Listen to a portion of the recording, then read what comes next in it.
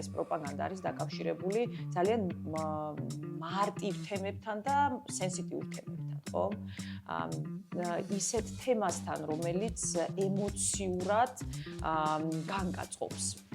მაგალითად, როდესაც საუბარი არის იმაზე, რომ თურმე ევროპაში ოჯახები არ უყვართ. ტყუილი ეს, ესე ჩვენები რუსული ტყუილი, მაგრამ ხალხი ამას იჯერებს, იმიტომ რომ აი მასობრივად უტევენ, იმიტომ რომ ეს პროპაგანდას ესეთი გებელს მაინც უდა ხოლმე ზუსტად ეს რომ აი მასობრივად თუ აი დიდ ჯგუფზე დააკონცენტრირება პროპაგანდას გავადრო და დაიჯერებს.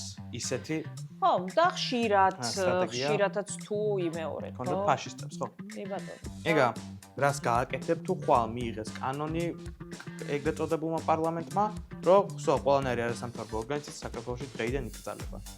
რა ხდება? ორგანიზაციები ადამიანებისგან შედგებიან და ეს ადამიანები მაინც იქნებიან, მაინც ვართ.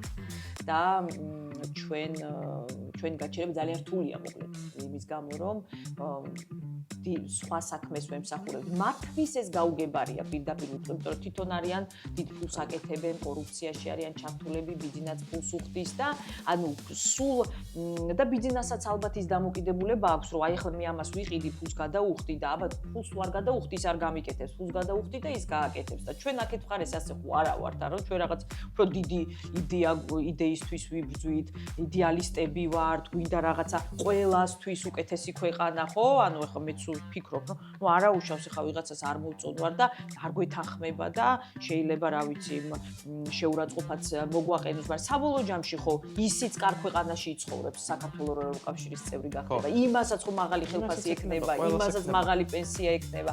ამიტომ გეგმა B ეს არის გაგრძელება მუშაობის წინააღმდეგობის გაწევა, არ შერიგება და მე მგონია რომ ასე როდესაც იბრძვი ამ ბრძოლას იგებ კიდევაც.